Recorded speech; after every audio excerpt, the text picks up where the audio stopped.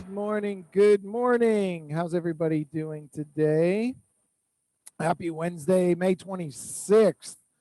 What do we got? We got 5 days left in the month of May, but the reality is we only have three because Monday the 31st is a holiday. So there's nothing really much that's going to be going on in terms of closings. I mean, you could still show some homes, get some contracts, but the reality, we only got 3 business days left today, Thursday, Friday for the month of May. So whatever you're doing today, get out and make it happen.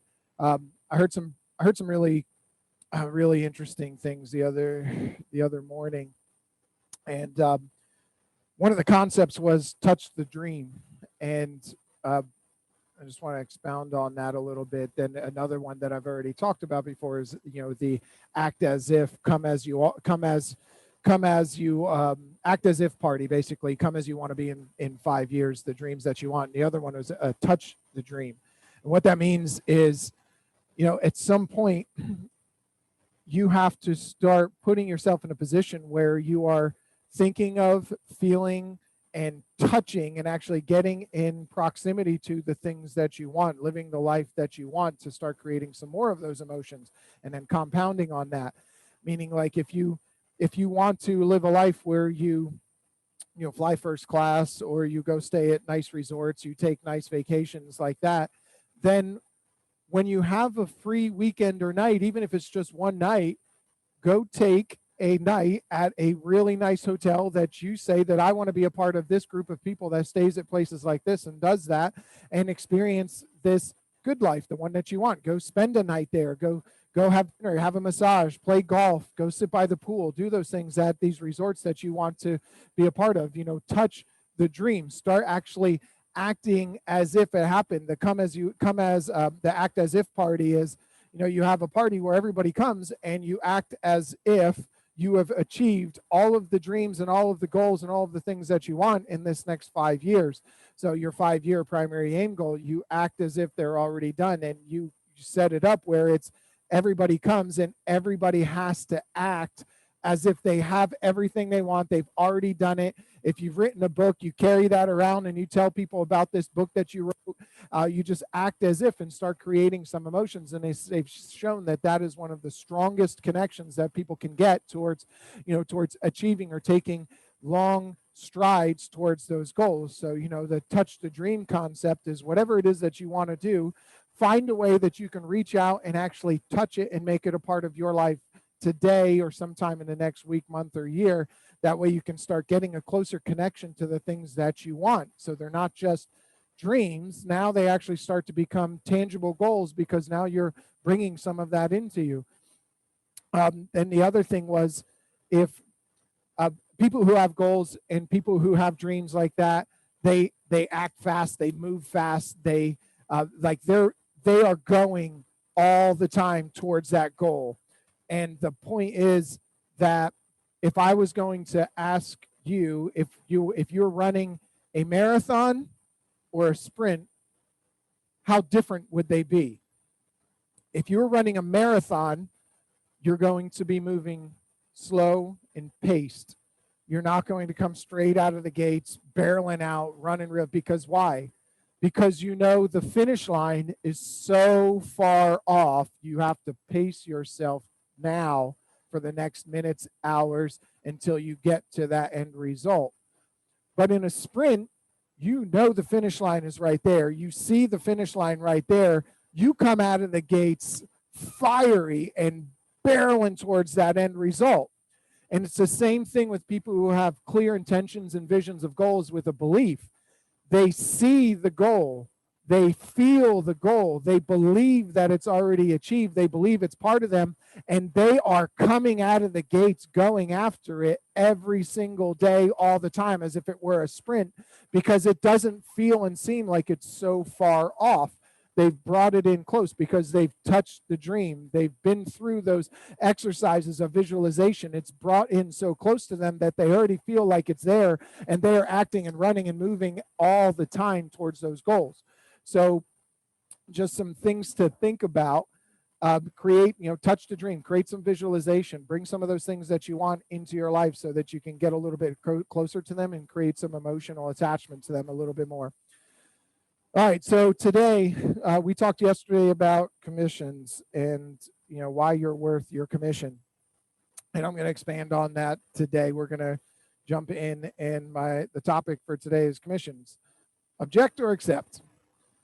That's really it. When you go on an appointment, what are one or two things that's going to happen? They're going to list with you, or they're not. I mean, one of three things, but basically one of two things. You're going to get the listing or you're not. That's it. One of two things is going to happen. That's it. It's either there's going to be objections to what they're doing, the time frame, the commissions, hiring you, when we're going to do it. I won't want to fix this. Don't want to do that. There's going to be objections to the listing, or they're going to accept the terms of everything that you've presented. And if you follow our system, if you follow the listing process, from start to finish, if you follow it from the practice, prospect, pre-qualify, preview, pricing, positioning, presentation, and then positioning, if you follow that process, you have all of those opportunities where you've built rapport and connected with these people to the tune of probably 5 to 8 times before you're sitting down for a presentation and a positioning conversation. So you've had 5 to 8 opportunities to build better rapport with those people, as opposed to someone who just says, I want to list my property, and the agent shows up the next day with some comps that they pushed a button on, said, looks like we should price it here, but the market's pretty hot, so why don't we jack the price up? Right? There's no rapport there. There's no connection. When we follow our process, we're able to build that connection. So before we even have any objections, what we're trying to do is use our sales skills, our people and communication skills, to connect with the seller on the other side, so that we have a better opportunity that they like us, know us, and trust us, and that the objections they have are just going to be tire kicking objections, that all you have to do is present your value to them, and they're going to have a hard time saying no to your answer. That's basically it. Every now and then, we'll talk about a couple of different kinds of sellers. Every now and then, you'll get the a-hole seller who's just there, and his whole sole purpose is to get a deal every time, and there are objection handlers for them. But the whole process is meant for you to build rapport, to connect, to get to the point where when you sit down and tell them that their home is worth 20 to 50,000 less than what they thought it was, because even in this market, people getting top dollar for their homes, some people think their homes are worth way more than what the market probably will bear, but you never know right now. So some people think it's worth way more. So when I tell you that your property's worth X, and you think it's worth Y, and we have rapport, and you like me, know me, and trust me, you're more prone to have a conversation with me and understand. You may not like what I said, but you're going to connect with me and communicate with me on why you don't like it, rather than trying to basically kick me out. Say, and you're charging this, and you're not going to get me my price. The other person said this, so you're already at a disadvantage if you go in like that. But if you're able to build the rapport, now you have that connection. You can get through these a lot easier. And that's the point of building the rapport. You either sell them to list, or they sell you to not list. Basically, that's it. But even before that, your job isn't to sell them anything. Your job is to connect with them. And that's where I really want. Sales is about people and communication and connections. So if I can create rapport, build rapport, so when I build rapport, I have a better opportunity to influence them. And the influence that I have over them because of our connection, especially if there's a discrepancy in what they thought and what I'm telling them, that rapport is going to get us through that easier and create a stronger bond. So there may not be as strong of an objection, or that objection goes away a lot quicker. So even before the listing presentation, our job is to connect with them. We need to sell them on who we are, knowing us and trusting us, which is why your people and communication skills, your DISC, your personality profile, paying attention to how they communicate, are they visual, auditory, kinesthetic, and bringing them and communicating with them the same way that they communicate with us. That's where this is absolutely key. So that way, that will help to limit the objections that potentially come down the pipe. So we talked about a lot of these yesterday, so I'm going to go through them, but also expand on some. So I just want to reiterate and put this into your mind. You are worth every penny of the 6% that you charge. You are worth every penny of the 3% on the buyer's agent side, because there are people that want a portion of your buyer's agent commission. We've had buyers call us as a listing agent and say, well, I don't have an agent. What are you going to do for me? Besides negotiate and navigate and get you the contract and make sure that you're put in the best possible position for all parties to get to the closing table so that everybody gets exactly what they want, which is you buying the home and them selling the home. I'm sorry, what were you referring to? What were you anticipating I do for you? Well, the commission, you're not having to pay a buyer's agent. I'm sorry, I don't pay the commission. The seller pays the commission, and they paid 6% for me to do that job: marketing, procuring, navigating, and negotiating. So that commission is not up for grabs. If anything, the seller would get a benefit of some kind. And a lot of times we negotiate that into the listing agreement. So something that you can do. So before we jump into some of those, why you're worth it, an objection handler to I don't want to pay 6% is talking to them about, well, why don't I do this? I know they said they would do it. We'll talk about it in a little bit. They said they would do it for 4% or 5% or whatever. How about I do this? Once I get through showing you all the reasons that we're worth 6% and why we charge what we charge, why technically we only charge 3%, going through all that. What if I were to tell you that if I'm able to procure the buyer, I'm willing to match that same commission level of 4%, and make sure that, and with marketing, our skills, and our navigating through the showings and open houses, I feel confident that we should have an opportunity to bring some buyers in. It's just a matter if those buyers are willing to put their best foot forward and get that contract written the right way so that we can get it under contract.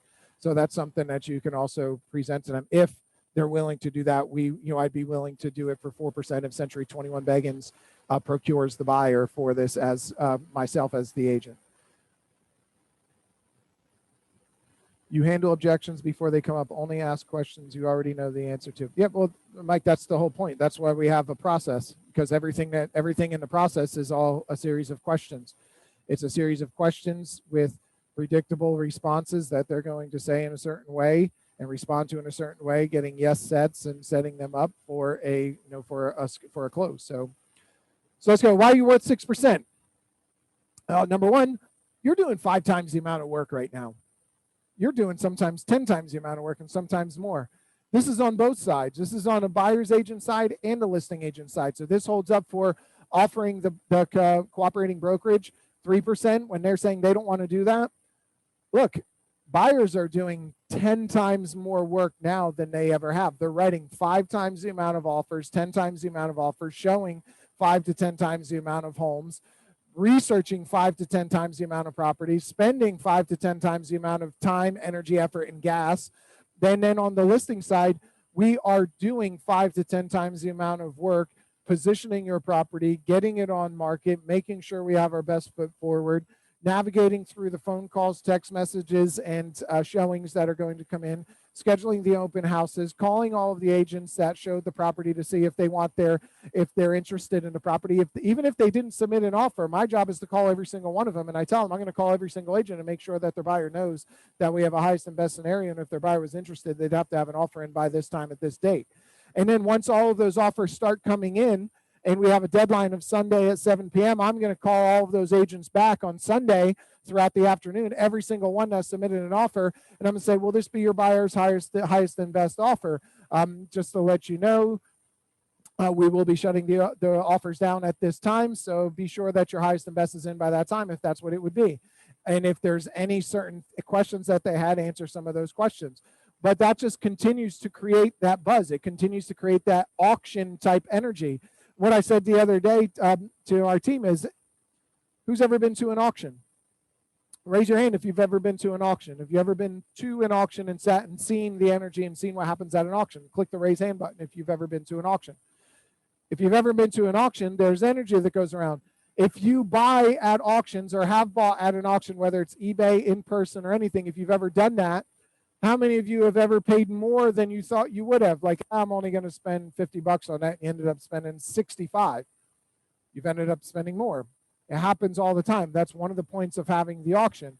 Also, maybe a little more personal to you guys, who's ever been to a casino? Who's ever been to a casino and said, I'm only going to gamble 20 bucks today, and you ended up gambling 40, 60, or 100? Who's ever won money at a casino and still kept gambling after they said they weren't going to anymore? That's the power of that energy and that buzz that gets around an auction, a gambling, a casino style setting. And that's what we're trying to create with this buzz and the offers and the highest and best. In order to maximize that, we are going to do a lot more work. So back to the point of, you're doing 5 to 10 times, sometimes 20 times the amount of work. If you have 20 offers, that's 20 phone calls to 20 agents before you ever get to the point of the highest and best offers. Just want to let you know that if you had 40 showings, you're making 40 phone calls, text messages, emails. Just want to let you know we are doing highest and best by this time. I noticed you showed the property, any feedback for the seller, yada, yada, yada. Then on the day of the highest and best, calling all of them, saying that, going back to them and saying, thank you so much for the offer. I just wanted to be certain that this will be your buyer's highest and best offer. I want the agent to go back to the buyer and say, hey, just wanted to let you know that I did get a call from the agent. They're asking if this will be our highest and best, just to be certain. So what does that do to the buyer? The buyer starts thinking, ooh, what does that mean? Does that mean we didn't get it? Does that mean that we need to go higher? We are the best. We're not the best. We need to change something. What would you do? Should you change it? Should I change it? We're creating that kind of buzz, and that's what we want to do. So we're doing 5 to 10 times minimum the amount of work on every side of it. And then we're doing, as far as pricing. So let's talk about pricing it. So one of the reasons that we're worth 6%, pricing.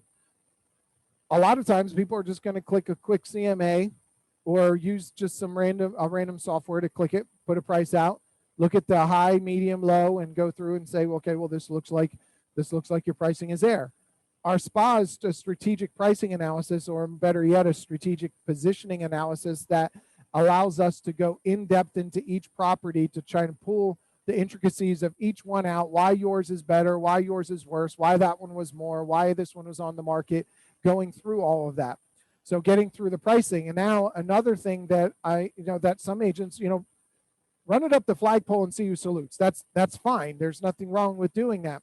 But I still feel that we need to be pricing the homes at or near the value that it should be, because we still need to convey that the value in the property is there. I know the value is there because there's not a lot of supply. So anytime a listing comes on the market, it's valuable.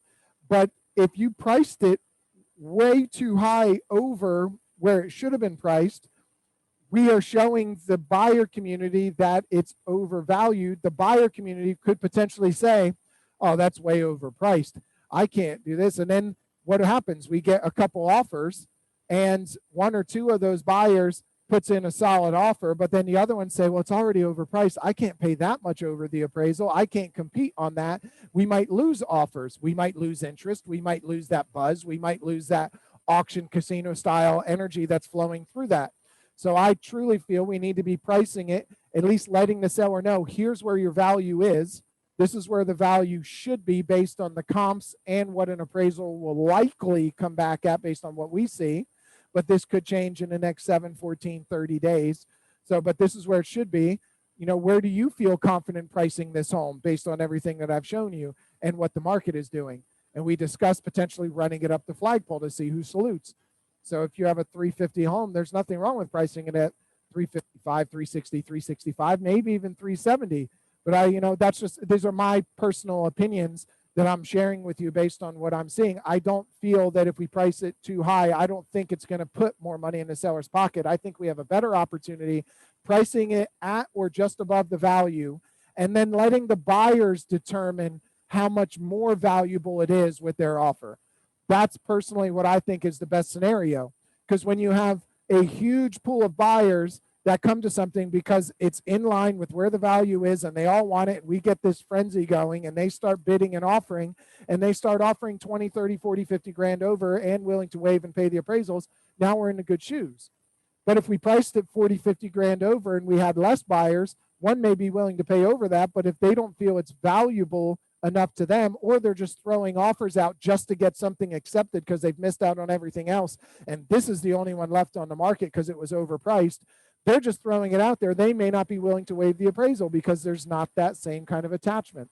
So that's my position in bringing that value to a seller and showing the seller that here's how I feel we should run this pricing. Now it's up to us to determine how we position that pricing on the market together.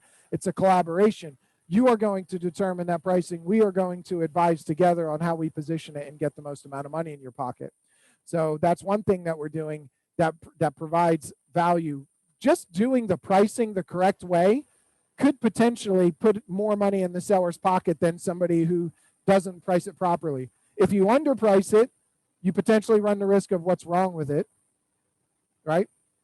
If you overprice it, you potentially run the risk of it's not valuable to me. I can't offer any more value than anything like that. Or and sometimes offering more value is waiving the appraisal contingency, or paying over the appraised value.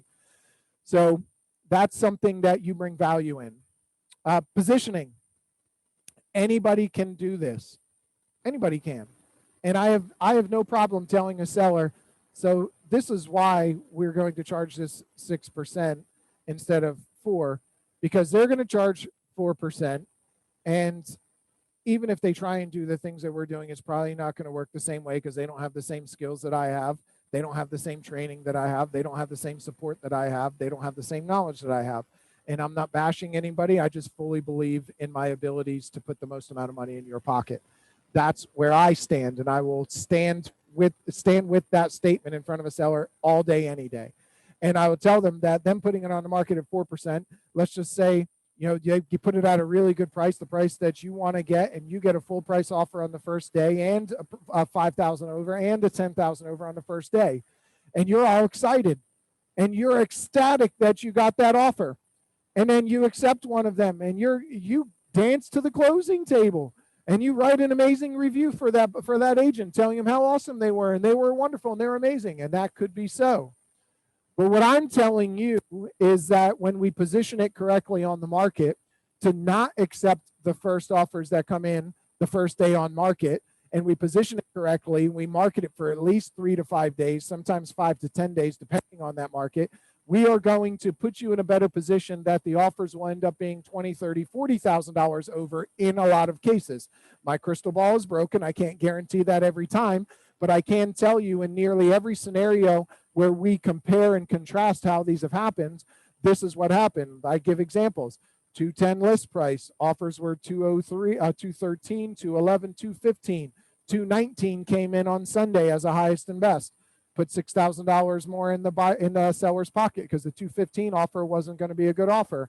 It didn't waive any appraisal. So 219 cash. Another one, 415 on the market.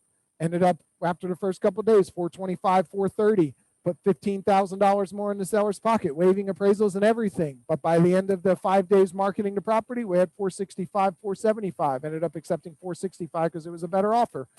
So putting those stories and those thoughts in and positioning it on the market is absolutely key. So let me ask you a question. Is it about the 2% you're going to pay me, in this case, a $415,000 home? Is it about the 2% difference that you pay me, the $8,000, or is it about how much money I can put in your pocket? Because in this scenario, you saved $8,000 and then put $10,000 more than the list price in your pocket. That's $18,000. But if you would have listed with me, we would have sold it for $465,000, which is $40,000 more than $50,000 more than the list price. Take off the $8,000, it's still $42,000. So I put $42,000 more in your pocket, hypothetically, than if we would have accepted the offers on the first day, of where you put $18,000 more in your pocket. Which one is better? So me listing at 6 or them listing at 4?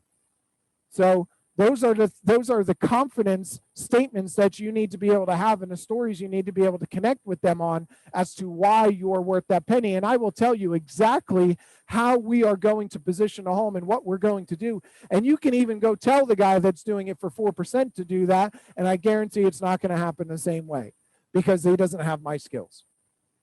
So positioning, that's another reason why you're worth every penny. Marketing. So Century 21 does a ton of marketing that a lot of us forget about. You've got a unique property website for every single listing. You've got a YouTube page, YouTube video and YouTube page for every single listing. We are on, we have Lead Router, which is going to help get every single lead that calls into your hands within the first minute and a half as the listing agent. So you have the best opportunity of converting listings. And right now, Mr. Seller, let me tell you that there are more buyers directly calling the listing agent than ever before, because they are trying to get any benefit that they can.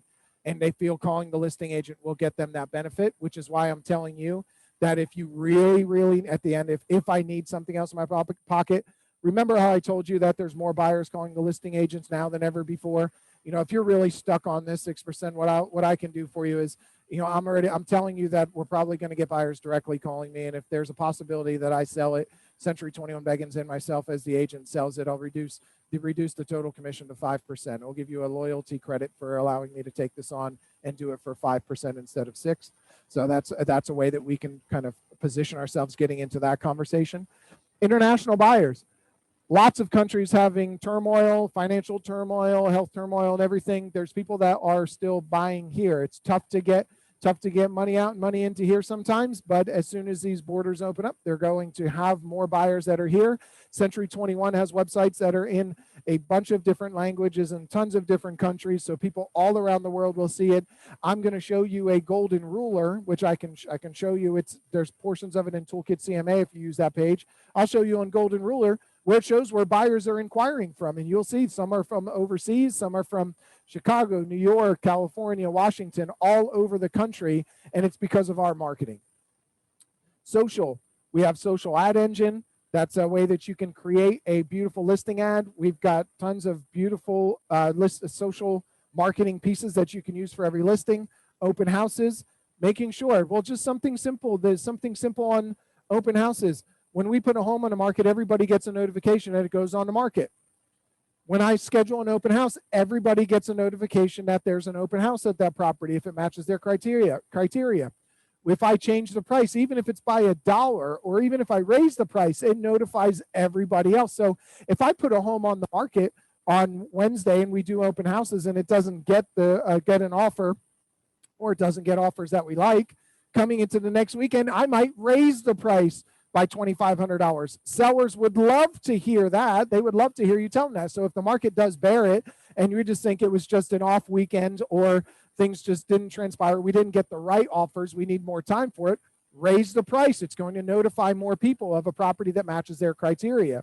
So these are little silly strategies that you can use that prove that you can put more money in their pocket. So it's not about what you pay me, it's about how much money you put in your pocket. Let me show you all the ways. So navigating and negotiating. This is really what you hire me for. Yes, you hire me to market. Yes, you hire me, but you really hire me for my navigating and negotiation skills. This is where my real value is. The positioning on market with you, but wait until we start getting these offers. Wait until we start seeing the showings. Wait until we start getting that. That's where my value is going to come in. So navigating through showings, navigating through knowing what to tell certain buyers, knowing what to tell other agents, knowing how to do the open houses, what times, getting the showings in there, getting the most amount of people in there so we got the absolute best buyer, best offer for your property in there. Navigating and negotiating. Navigating the offers. I've got a whole spreadsheet that's going to be able to put every single offer that we get on this property, and then a net sheet that's going to break down the top 5 offers of those 15 offers, 20 offers, however many they are, the top 5 offers, so we can see which one's going to put the most money in your pocket. Navigating through the offers is where my value really comes in, knowing what all those terms are. And I'm going to put a spreadsheet together of all of the offers we get with all of the terms on that. And I'm going to put the seller's cost estimator next to that with the top 5 offers that came in of those 10, 15, 20 offers, however many they may be. So you can see side by side why certain terms are better than others and which ones are going to put the most amount of money in your pocket. And we can go through and navigate through, and I can show you on the spreadsheet why the certain time frames, escrow deposits, loan approval periods, inspection periods, why they are a detriment or a benefit to you and why we need to do that. And I'll explain all of those things to the right side, the one who needs to hear it, The one who doesn't need to hear it, I'm not going to do that. I'm going to say, I've got some great tools. Look at all this, go here, there. It's going to fill it in. We're going to be able to go through this, navigate through, make you feel the most comfortable with it. So depending on the person and their communication style, depends on how far in depth you get with each of your explanations. But also letting them know, navigating through the contracts. Once we get under contract, knowing that your value of navigating through that, holding people to a standard, showing a seller a critical date timeline. This is a simple timeline that I'm going to use that all parties are going to be adhered to. You will have a copy. I can send you, I can put a Google Calendar invite to you for all of these events. Again, depends on their personality style. Issues, when issues come up, did you know that we've got an attorney that we can reach out to at any time, a dedicated attorney. We can pick the phone up. Do you know that my broker is extremely accessible? My managers are extremely accessible. So any issue that we've had, that we've been in the business since 1992 as a Century 21, and we haven't been in business that long because we don't know what we're doing or because we screw things up. It's because we've got such a strong team of people that puts it all together and has our back whenever there are issues. So I feel very confident that whatever issue comes up, we'll be able to navigate through that. And then closing, making sure we get the right closing date, the closing. So all of these things, here's all of the value that you provide to a seller in just, this is even one page. I haven't even gotten to page 2 and 3. So over asking price offers and contingencies, knowing, do you know that I've seen plenty of offers where an offer is accepted $35,000, $40,000 over the asking price. And they clearly thought, because there was not an appraisal contingency added and written in, that the buyer did not have appraisal protection. It's right there in the contract. The buyer has appraisal protections. You know, there's specific appraisal protections in the contract without adding the appraisal contingency. So knowing that if you accepted an offer, you listed at $350, you accept the $390 offer, and just because it didn't have an added appraisal contingency on it, doesn't mean you're getting the $390. And they need to waive their protection, be willing to offer over the appraised value a certain amount. My position is with pricing right now with offers, this is the position that I would be telling you. Mr. Agent, if you're writing an offer and it's over asking price, Mr. Agent, we price the property based on excuse me, based on where the comps fell, adding some for appreciation, and where we feel the value is on this property and where we're likely to have an appraisal within that range. Your buyer offered $30,000 over that. We feel the value is in this range. Your buyer feels the value is in this range, $30,000 higher. That's up to your buyer to cover that value difference, not my seller to take a gamble. You need to waive your appraisal contingency. If your buyer thinks it's worth $380, they need to pay $380, and they need to be willing to pay $380 and show us they're doing that by removing that protection. We will not accept an offer unless your buyer is willing to do that. If you offer us a list price offer, yeah, we might be more than willing to concede or accept something that might have some protections for the buyer in line, because that's why we priced it there. But if they're offering more, this is where we see the value. If your buyer sees the value here, your buyer has to be willing to put their money where their mouth is and pay what they think it's worth, because I didn't say it's worth that. And I wouldn't, if I said it was worth that, I might be willing to give you that, but I didn't. Your buyer did. So they need to be able to pay that. So that's a very, very strong statement that you need to start making. He who has the gold makes the rules, and the sellers have the gold. So over asking price offers and contingencies, we talked about the spreadsheet and the cost estimator. Now down, we probably should have started off with this one, but this one's easy. Experience and pedigree.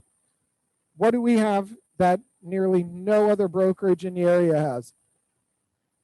A long-standing real estate brokerage company that didn't fold in the last, 2 recessions or so since we've been a Century 21 since 1992, and especially with the biggest real estate crash, we did not fold. We still showed up when we made sure we brought more value to the consumers then. So we're the number 1 Century 21 in the Southeast United States. We sold over 50,000 homes since 1992. We've been a Century 21 since 1992. The family that started the Beggins enterprise has been in real estate business for more than 40 years. They actually brought Century 21 to the state of Florida. The father was a master franchisor for Century 21 and sold franchises in the state of Florida, trained a bunch of agents. So we've got our shit together. We know what we're doing. We've got 8 offices all around the greater Tampa Bay area to cast a wider net to capture more buyers, more sellers, more data, more interest, and more people, and get you the most offers. We took 141 listings so far this month. 141 listings this month in the right now the tightest listing inventory market ever. We took 141, and the month isn't over. We're still turning listings in. We took 141. Last month, I think it was 190. Right? So we are tried and true and proven. I already talked about this one. It's not about what you pay me. It's about what you put in your pocket, showing them the difference. Change the basis point. If somebody is so focused on something, we need to change the basis point so they start focusing on something else. Because if they're so focused on paying 4%, 5%, whatever it is, I'm so focused, they're going to miss the fact that you will put more money in their pocket by navigating, negotiating, positioning, and pricing, and getting through all of those things. They're going to miss that, so we need to change that basis point. So is it about what you pay me? Is it about how much money you put in your pocket? Which one is that? So, and we can change that by the conversation that I had with you before. Defending the appraisal. You heard Otis talk about this one yesterday. Defending the appraisal. This is absolutely important. Probably this, I can't say one of the most important because I'll say that about every single portion of this. It's an absolutely imperative thing that we do. I'm still appalled at times that we have an appraisal. I will tell you, a lot of times if an appraisal does not come back in, my first question is, did you show up and meet the appraiser? Did you communicate to the appraiser? Did you send the appraiser anything? Or even if it's the other side, if I'm on the buy side in the listing, well, did you happen to meet the appraisal and give him justification for your comps or justification for the value? And he say, no, I'm still appalled. One of the first things I ever heard, one of the first listings that I had, and we were pushing the value on this one. It was probably second or third listing I had. We were pushing the value up, and the appraiser showed up. She was a sweet woman. She was wonderful. She was amazing. Talked to me, answered questions that I had. I just again built rapport, went into connection mode, and she told me, she goes, it is such a breath of fresh air to have somebody show up and actually communicate and talk with me like that. I am still appalled at the number of people that do not show up for an appraisal, where the amount of money that an agent makes. I mean, this is one simple step to make sure that you justify the value for the property that you are marketing, because it still appalls me. So thank you so much for showing up. That stuck with me. I remember what kind of car she drove. It was a maroon Hyundai, and I remember what she looked like. I will never forget it.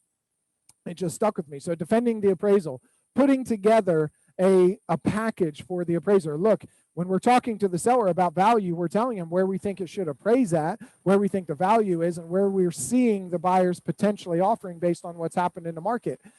Also, calling the properties, the agents that have a pending listing, right? So before you even get to defend the appraisal, let's position ourselves so that we can defend the appraisal. Call everybody who has a pending listing around your home. Anybody who has a pending listing that's going to justify your value at the list price or higher, and ask them, hey, when's your property supposed to close? I know it says it in MLS, but I want to call them and talk to them and ask them, when's your property supposed to close? Oh, we're supposed to close at the end of this month, but we had a delay, or we're going to close next week, but there was a delay, there was this, we're moving it up.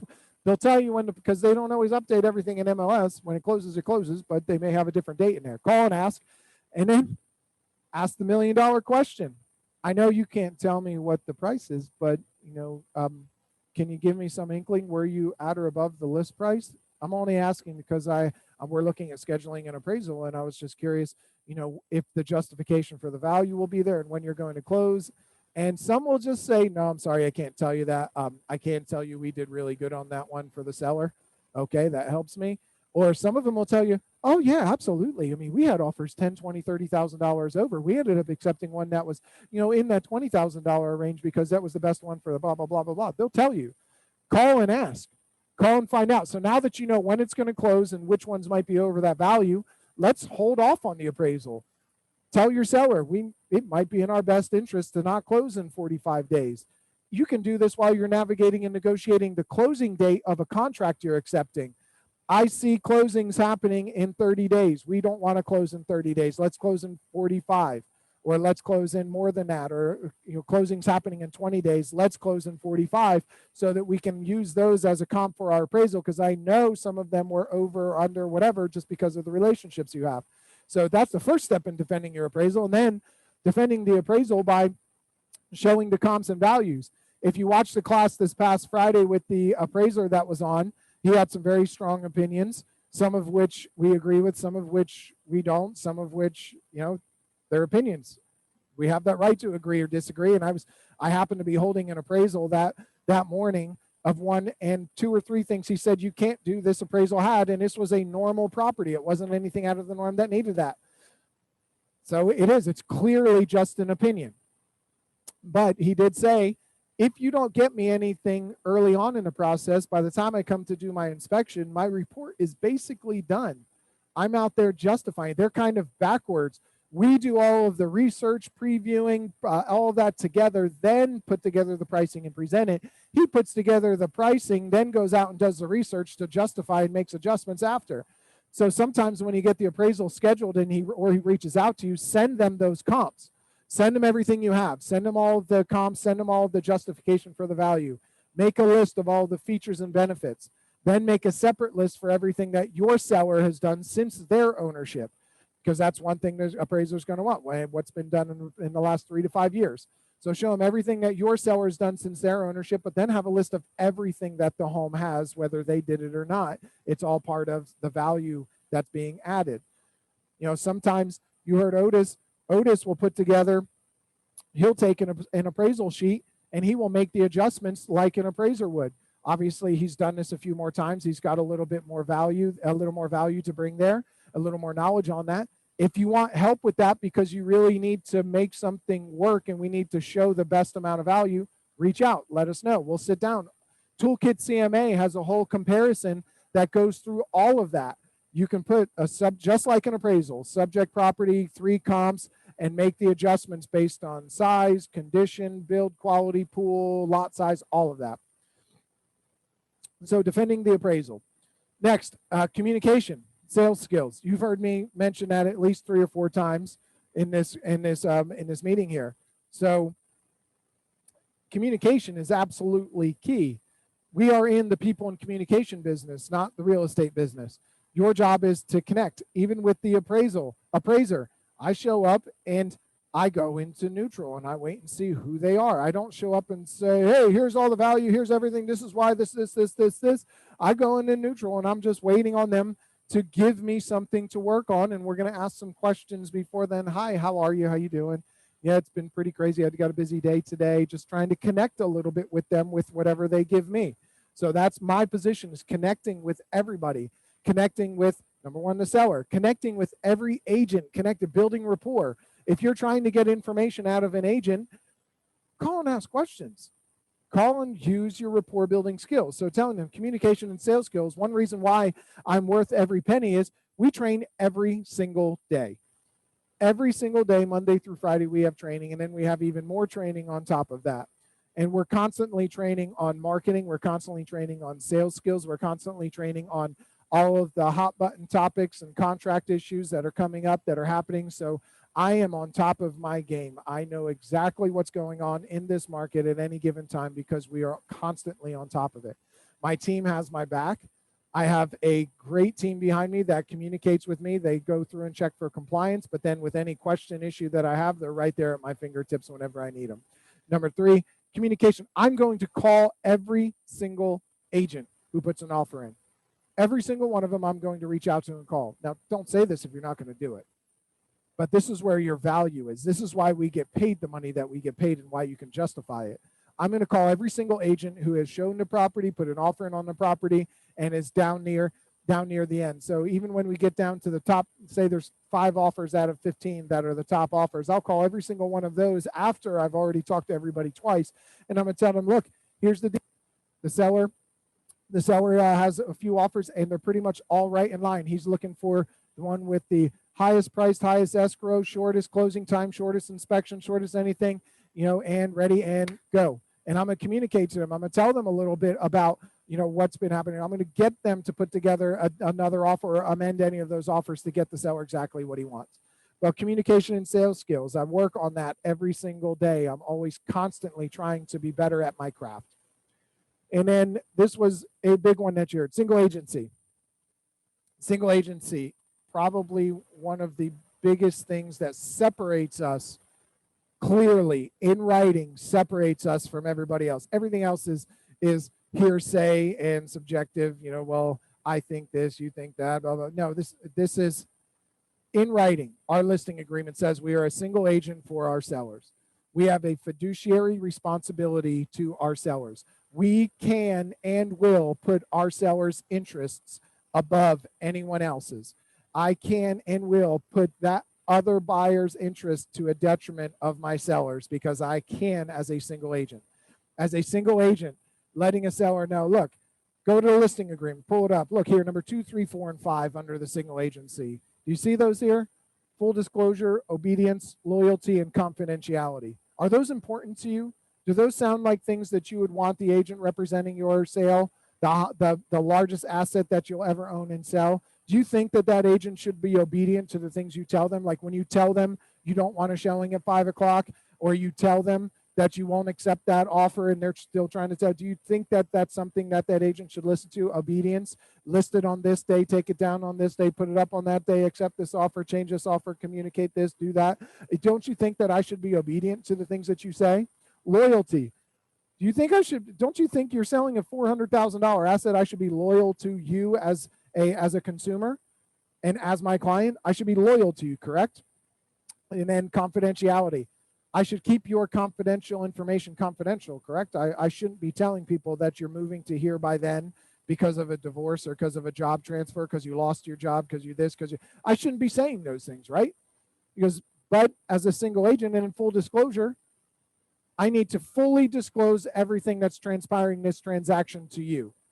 Fully disclose, you need to know everything. Now, if those things sound important to you, then I need to make sure that you fully understand that not every agent that walks through your door. See this line right here on our listing agreement? Here's something I want you to pay attention to. The other ones are going to say represent you as a transaction broker. That's the difference. And if these things seem important to you, then you really need to give a different consideration to hiring Century 21 Beggins Enterprises because of that. We talked about the unique property websites and YouTube video and social ad engine. Professional photography. Sounds stupid and sounds silly, but it's going to sell in 2 days. I don't need to spend $150, $250 on marketing this property the correct way. It's going to sell. Somebody's going to pay for it. BS. That's your name on that listing. I pay for professional photography on every single listing that we have. I have the photographer do drone photos and drone videos. I have him do a Zillow walkthrough video. We do all of those. You should do all of those on every listing, whether it's a $50,000 listing or $1 million listing. They all get treated the same because that's your name. That's your brand. That's what you get the 6% for, because you show up and do the same thing every single time. Treat every portion of your business the same. So professional photography is going to have all of those things, especially when you put together the best package. And I'm gonna actively work. I'm not just going to price it. I'm not just going to put a sign in the yard. I'm not just going to put it on the MLS, and I'm not just going to pray that it sells. I'm going to actively market your property. I'm going to spend money on getting your YouTube videos on social media. I'm going to spend money on social ad engine, which is some social media marketing. Sometimes that's what they want to hear. They want to hear those things. So spend the $79 or $89, which is the lowest tier for marketing the listing. Spend it and then show them the report that comes out of it. So getting in there and telling them, I'm going to knock on your neighbor's doors. I'm going to tell every single neighbor about your property that's for sale. I'm going to invite all of them to the open house. I'm going to do everything I can to have them pick their neighbor that's going to come through the door. I told you I could potentially save you 1% if I brought the buyer. I'm going to go out there. What other agent do you know that tells you I'm going to go work my ass off so I can save you 1%? Because I want to get the buyer and make sure I save you 1%. So I'm going to do the work that's necessary to make this happen. So now, lastly, there's these two forms here is just, it's actually one form. And I couldn't get the whole thing on there, so I just got the questions. Nearly everything that I covered on those first 3 pages of why you're worth 6%, nearly every single one of them is one of these questions on the 11 questions to ask your realtor. This form is in dotloop. It's in your listing package, 11 questions to ask your realtor. And you should be giving this to every seller. Because if you are trying to provide and show your value, every single question that's on this form provides the value for you at 6%. How many homes does your officer team sell? I've got a team. I've got a team of people. They've got my back. They're always supporting me. We're going to take care. We sell homes. Do you have a staff and a team? Absolutely. Compliance team, management team, brokerage team, everybody's got my back. I have colleagues on my team that'll help out whenever we need filling in. How will you specifically determine a price for my property? Talked about the strategic pricing positioning analysis, went through all of that. Please explain how you legally represent me. Single agency. We had that. Again, shows your value. What happens if you receive multiple offers? How do you handle this? Went through it. Exactly, shows the value. What happens if you get multiple offers and you have a buyer? How's that representation show? Talked about that too. What I can do for you to make sure that you get a benefit out of it. Pre-qualified buyers. I'm going to call every agent proving value. I'm working 5 to 10 times harder than I ever have. And you think because I sold your home in 5 days that I'm worth less. What's your theory on escrow deposits and how much? Navigating and negotiating through offers and contracts. It's all right here. How long do you think it's suitable to give a buyer? Navigating and negotiating through offers and contracts, exactly what we need to do to protect our sellers. Do you have an in-house attorney? Absolutely. Talked about that too. Other than the MLS syndicated feeds and come from MLS, what specifically do you do? Talked about it. I'm going to go knock on doors. I'm going to do social media. We have a unique property website. We are international with Century 21, put into all different languages so people in that country can see your property and decide they want to buy it. And they know exactly how much it's going to cost because it's in their monetary. So everything here is these 11 questions to ask your realtor. Now, all the reasons why you're worth 6%. You're worth every penny. Stand up for your value. I just want you to start doing that and start doing. We oftentimes anticipate the objection, and it's never an objection. We anticipate it coming, and at the minute we start getting questioned, we have a kind of a different snippy style response because we're anticipating a different objection or anything, and we don't reply in the best way. So what I want you to do is stop thinking about the objection and just prepare yourself with the confidence. Because when the objection comes and you have the confidence statements that are there, any of those objections that come are going to be buried in your confidence statements, buried in all the reasons why you're worth 6%. We've got all of them covered. So any objection that comes up, you're going to be able to handle in that way. And any objection that's more specifically about what you do, that's what you do. You're a professional. You know what you do. You know how to do it. So stop thinking about and anticipating the objection coming, because half the time it doesn't even come. We were talking to an agent. She called herself a new agent. She's had 7 or 8 listings since she started at the end of last year. And not once has commission been an objection on any of them. Not once. And these are not immediate family rollovers. These are friends referring her a friend of theirs that needs to do business. Talking to her sphere who ends up referring her to somebody else. So she has to do the full entire process and interview process every single time and stand up for her value. And every single time, it's never a question of, is she worth it? They just signed a contract. So keep those things in mind. All right, 9:26. You guys have a wonderful day. Happy Wednesday. RSVP for Florida 21 by the end of this week. That's in July, so let them know. We will cover your ticket to go to the event. If you're an awards level or above, we'll pay for your hotel room. If you are not, you'll cover your own hotel, but we'll still buy your ticket as long as you RSVP by this Friday. Other than that, have a wonderful week. Thank you so much.